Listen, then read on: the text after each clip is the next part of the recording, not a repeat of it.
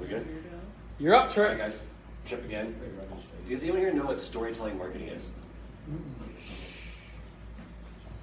So for you guys who don't know, it's a narrative. It's a narrative to communicate a message to your customers. And the aim is to make your customer feel something. Bond with your customer. How can I keep this customer interested? How can I build brand loyalty? You guys ever see that Coca-Cola commercial with the polar bear that comes every winter? Oh yeah. Right? We all see it, and there's a reason to keep on doing it because it brings back emotion. It brings back nostalgia. Nostalgia is a very powerful tool in marketing, and if we use it properly, you keep people on board for a long time. I mean, it's just like throwback jerseys for football. Everyone loves that shit, right? Yeah. Everyone does. Go crazy for it. And the reason we love the Coca-Cola commercial so much is because it makes that Coca-Cola turn into something more than just a Coca-Cola. It's an experience, right? It brings back memories. It's more than just a Coke. So if we can tweak that into our marketing, we can retain customers better. We can increase sales, right? So a good story includes contagious, easy to understand, emotive, believable, useful, insightful, and inclusive methods. Building a good story. So, I don't know if you guys know this, but when you tell stories, you actually release oxytocin. And that actually helps you form a social bond and fall in love. Right? So you guys, I want you guys all to imagine yourself, you had the toughest day of your life. Toughest day of life, you are dragging, you're sweaty, you're tired, you just want to go home, get a blanket, and put on some Game of Thrones. Just hear me out for example's sake, okay?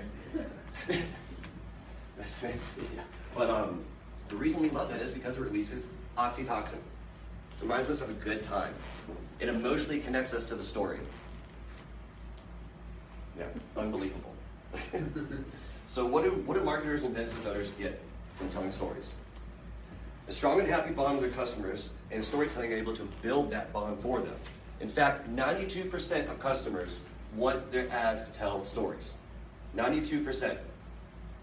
So it's something that all of us need to get good at, to present our product, to present our ideas, to present our services. So before we had written oral or written history, we had oral telling, storytelling. It's how we kept track of everything. It's how we learned. It's how we expressed our views and our cultures all the way back to the start of time. We had cave paintings. There's a reason it's such a strong, emotive feeling, is because it's ingrained in our DNA. So some primary reasons why storytelling is absolutely essential to your business and to your brand. It helps build a deeper and stronger connection with the audience. And that's something you have to do. You have to keep people entertained. That's why shows die out. They stop entertaining people. There's not an emotional connection anymore. Stories help share your brand's vision in the most pleasant manner. I mean, no one wants to get sales calls, right? Who here hates getting sales calls all day? Right? You don't want that. It's a pleasant manner to get your product and your point across. And as a business with a great story, you're able to defeat any competitor. If you connect with them, and you can defeat anybody. So the fact of the matter is, we're yearning for stories. It's what makes us human. It's what makes us different from animals. We actually tell stories, we cultivate, we make civilizations. So using this method, we can connect with people, present our product, build brand loyalty, and overall build the brand. So I highly recommend you guys go out and do some research on some storytelling methods, and try for yourself too for social media. If you agree with me on this, if I have a picture of a mountain and I say Mount Fuji on it, and the same picture of Mount Fuji, and I have a really enticing story, which picture are you gonna like more? The one on the right. So I hope this has helped you guys out a little bit, kind of give you a breakthrough with storytelling and try to help you guys build brands and your businesses up. It's something that's not really tough. Okay, Gordon, where would you get, or how do you think your best ways to share and get your story out? To be honest, tell your own story. People love honesty with brands, and use social media to do it. Use email marketing, use your website. Your brand is not... Use it here. Yeah. Your brand's not just a company, man, it's yourself. Oh, I totally get it. I just know it's hard to get people to read the story. Like on Facebook or marketing, people read the first 3 lines, not the whole story. So well got a good hook. Good copy. Go learn how to write a good hook. I mean, that's why I was. Maybe that's next week. How to build a hook or a good lead. Come back next week. We'll help. Yeah. So For example, like if you pass a billboard, a normal person can only take in 7 to 11 words at a time passing that billboard. So same kind of method. You got like 7 words to get people hooked. Maybe, I don't know, that was like 2014. So, and we have attention spans less than Probably one word goldfish now. We literally have attention spans less than goldfish, so you really got to hook someone right away. So I would go back and just kind of like look how your hooks are and maybe try to reword them a little bit, you know, try different methods. You have fun with it, man. Just have a good time with it. It shouldn't be a pulling teeth with this, you know. Thank you guys.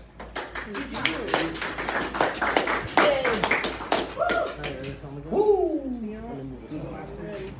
I'm sweating.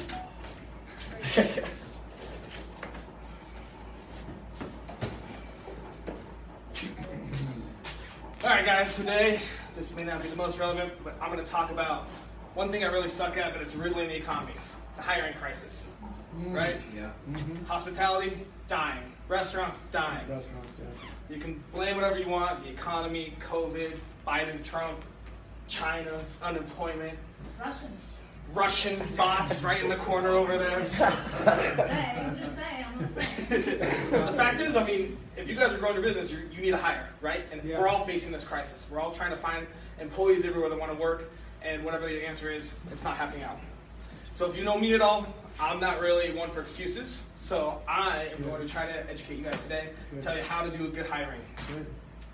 So things, what can we do, right? Higher wages. There's a whole group saying we do 15 an hour. There's a whole group saying that that's just going to raise prices, and now we're going to have inflation, and it's going to get each other out. Other benefits, you know, we can do free trips to space, signing bonuses, all sorts of stuff like that. Again, you're raising costs. Do you raise prices to compensate? Do you shrink your margins? As a small business owner, we all know our margins are already thin as hell, so that isn't the best option. I did a lot of studying on this topic for my degree, and all the big economists still argue about it day to day. But there's one thing that we can control. So we're going to go over mindset, right? We'll start with business owners. As a business owner, when you're hiring, you need to find people that are looking to level up. That's the key, level up. We don't want complacency. We're not looking for that. We're looking for someone that's going to end up replacing you so you can level up. You need to strive to level yourself up in order to work on your business, not in your business. But for people that, I mean, it's 2021. We have the technology, the education to go live the financially free life in Thailand and run businesses. You've all seen these, you know, internet millionaires and all this stuff. I don't really know where they are now. COVID happened. And who knows? Maybe they're still in Thailand posting stuff on Facebook. I haven't seen it. No clue. But when you're hiring, look at their work ethic and their desire to level up. Those are 2 things that I look for in everything. I don't care about your history. I don't care your past. I care about where you are right now and where you're going to be in 5 years. Are you going to be a millionaire? Great. Get on my team. Let's go. Let's build. Are you going to be happy at $50,000 a year? Well, maybe there's something for you somewhere. Awesome. So on the other end, some of you may be lost, confused.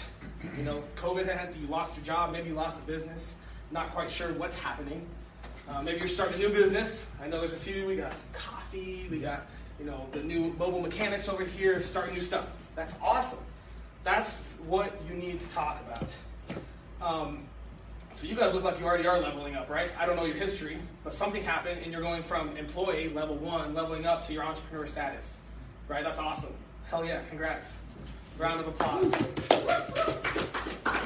Now the real question is, do you have the time and effort and the perseverance to level up another one, right? Get to that CEO status. Get to the owner, the chairman on the board of a company, Fortune 500 company. That's where you need to go. That's where you should be striving for, always. Always. Most people never level up even to level 2, right? They work as an employee their whole life. But if you take everything, all the factors, it really boils down to perseverance. Just like the 10X God, Grant Cardone says, if you don't quit, you can't lose. If you don't quit, you can't lose. Say it with me. If you don't quit, you can't lose. Make sense? So who here is letting COVID beat them up? Who here is quitting on themselves? Those questions suck. Let's really think about who's building the new future. COVID changed everything. All these businesses that went out of business, tons of factors could have happened. I mean, lots of things. But QR codes are actually a thing now, right? Yeah. They tried to push that to us 10 years ago. No one gave a crap. Now it's everywhere. Yeah. Technology is different. Who's building a future right now in this new economy? This new way to do things? And it looks like it's all of you. Congrats. Good for you. Go ahead, raise your hand right now if you want to level up. Woo-hoo. I do a little happy dance because that's a great decision. Great decision. So I've been talking about leveling up. What the fuck is that? Everyone has a different definition. Today we're going to talk about the hardcore closer definition. Ryan Stewman, right? Break Free Academy. He says there's 4 levels and 6 major skills that you need to master to go to each level. All right, business owners, make sure your hiring processes, your hiring funnels, all incorporate these in there somehow, because you want to find the people that are ready to level all the way up. So first, you're an employee. Takes no skills. I mean, anyone can get a job, McDonald's, car wash, wherever you want, right? So you're working for someone else. Now to get to level 2, that's the entrepreneur. You have to master 2 things: sales and marketing. You have to create leads, you have to generate income, and you have to close that sale, right? Of course there's taxes and all that stuff, but you can outsource that. But if you can't create a demand for your product or service, and you can't close the sales and create a cash flow, then you won't make it. So for those of you that are just now starting, focus on that right now. I know Tripp just went over marketing a little bit. Marketing and sales. You have to get your name out there. You have to generate leads, and you have to close them and take the cash from them. Make sense? So that's level 2. Now, you're running your business. Awesome, I got cash flow, I'm making money. How do we get to level 3? Hiring and training. Now you start getting people under you or people next to you. I don't like to hire people. I always hire teammates. I like people working with me. But I'm a little different. But you gotta hire people to help, right? You guys can't fix 5,000 cars in a day. So to get to that level, you're gonna have to set up training and hire the right people that can learn that training quick to go out and start doing it for you. Is that right? So that's how you level to level 3. Level 3 is your CEO. That's where you are now being paid to think and think big rather than actually doing anything. So now you're at level 3 and you're sitting there, you've got a big company, and you're like, great. Now there's still one more level, and that's where you don't even work at all and you're just an owner/investor. There you go. To get to there, you need leadership and branding. Leadership's the biggest thing. You have to be able to lead 500 people. You have to hire leaders. You have to develop leaders in your training processes so they can lead their teams, right? I don't know many of us are at this point yet. That's huge. That's where we have to be. That's where we all want to be, right?